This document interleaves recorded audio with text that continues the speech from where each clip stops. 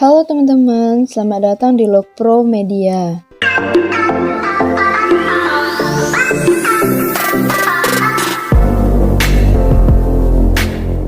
Di video kali ini saya akan memberikan 6 tips buat teman-teman untuk belajar programming secara otodidak.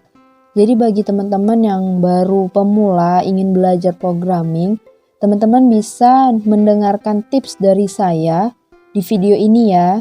Disimak ya teman-teman. Tips yang pertama yaitu perkuat dasar. Jadi ya teman-teman, kesalahan umum yang dilakukan para pemula saat belajar pemrograman itu adalah melewatkan dasar-dasar bab awalnya dan langsung meloncat ke bab berikutnya. Hal ini adalah salah besar yang tak boleh teman-teman itu tiru. Untuk memahami konsep pemrograman tingkat lanjut, teman-teman itu harus sangat jelas paham tentang dasar-dasar pemrograman. Jika teman-teman akan melakukan kesalahan yang sama, maka di beberapa titik itu teman-teman akan berakhir dengan banyak kebingungan dan teman-teman tuh harus kembali lagi ke dasar lagi gitu. Dasar-dasarnya itu ada struktur data, variabel, struktur kontrol, sintaks, alat, dan editor teks. Jadi ketika teman-teman mulai melakukan pemrograman, pilih satu bahasa pemrograman, pelajari, dan kuatkan semua dasar-dasar pemrograman terlebih dahulu sebelum tuh teman-teman naik ke level berikutnya. Jadi keseluruhan waktu teman-teman untuk belajar coding pasti akan terhemat jika teman-teman mengikuti jalan yang saya kasih tadi. Yang kedua, pilih bahasa pemrograman yang paling cocok. Jadi meskipun tidak ada satu bahasa pemrograman terbaik untuk dipelajari, beberapa bahasa yang lebih ramah oleh pengguna daripada yang lain tuh HTML dan CSS. Itu dianggap sebagai titik masuk termudah ke dunia pengkodean. Tetapi keduanya hanya sangat berguna untuk mengembangkan situs web dasar. Untuk situs web yang lebih interaktif, yang melibatkan sistem database, teman-teman itu harus mengetahui JavaScript, PHP, SQL, dan Python untuk membuat semua komponen itu bernyanyi. Yang ketiga yaitu coba mainan anak. Siapa bilang ya teman-teman, orang dewasa itu tidak bisa belajar dari mainan atau video game STEAM atau STEM yang membuat anak-anak itu ketagihan coding.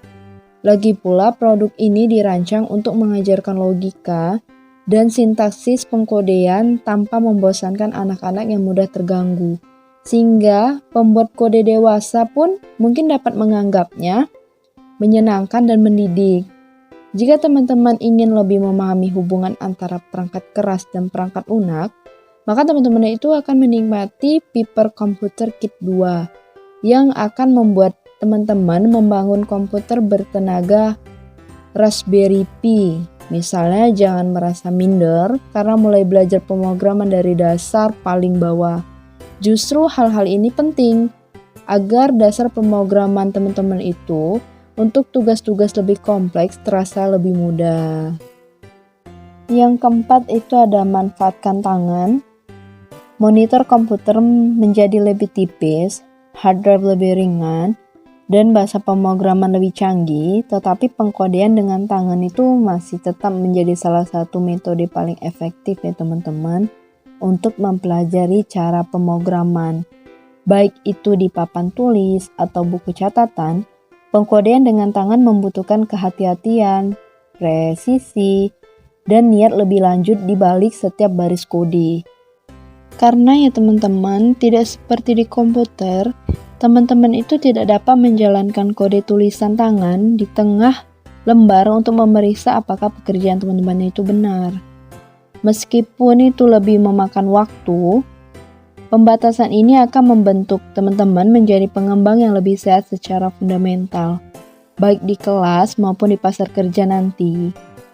Untuk ujian perguruan tinggi dan wawancara teknis, komponen penting dari proses wawancara kerja itu teman-teman harus membuat kode dengan tangan.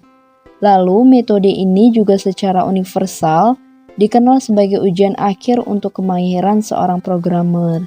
Jadi buat teman-teman, mulailah ya teman-teman belajar lebih dari awal dan biasakan praktikan ini.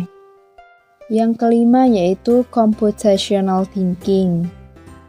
Untuk belajar pemrograman, ada baiknya teman-teman itu sekali-sekali berusaha berpikir layaknya komputer.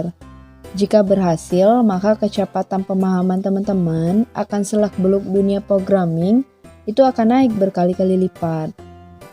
Alih-alih terlalu fokus dalam mempelajari bahasa pemrograman, teman-teman juga dapat belajar memecahkan masalah dengan cara yang dapat dipahami oleh komputer. Dengan kata lain, tingkatkan keterampilan teman-teman pada konsep seperti pengenalan pola, algoritme, dan abstraksi. Ada juga istilah seperti loop, yang pasti akan mungkin muncul dalam bahasa apapun yang teman-teman gunakan.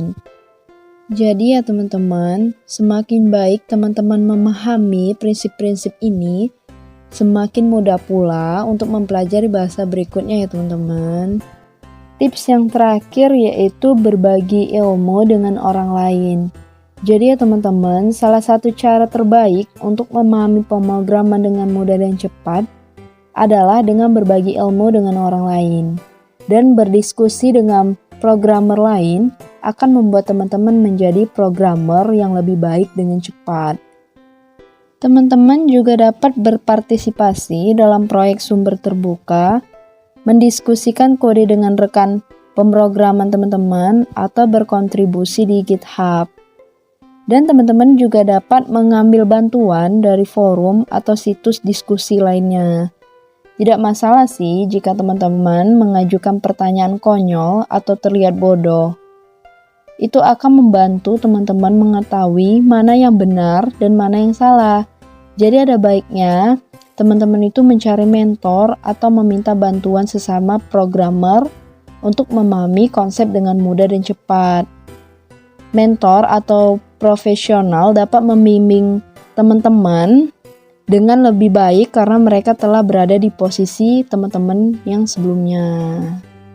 Jadi sudah tahu kan tips-tips belajar programming untuk pemula secara otodidak? Jadi untuk teman-teman yang melihat channel ini, jangan lupa untuk subscribe dan like ya teman-teman. Sampai jumpa teman-teman di video selanjutnya.